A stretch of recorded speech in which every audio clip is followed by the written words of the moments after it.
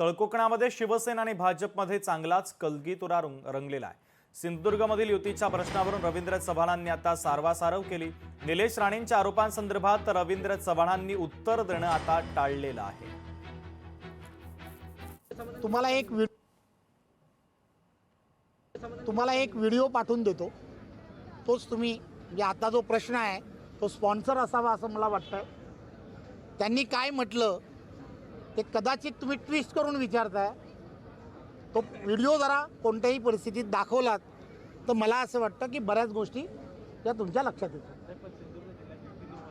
मी तेच सांगितलं, तो ट्विस्ट झालेला व्हिडिओ जो आहे ना तुम्ही विचारताय तो फक्त मी तुम्हाला पाठवतो, कारण मला बोलणं योग्य वाटत नाही। कारण काय होतं की माझं कोड जे आहे ते पूर्ण महाराष्ट्रासाठी होऊ शकतं, ते एखाद्या छोट्याशा जिल्ह्यासाठी ते काय म्हणतायत आणि आपण काय प्रश्न विचारतात, दोन्ही गोष्टी आपल्या लक्षात येतील।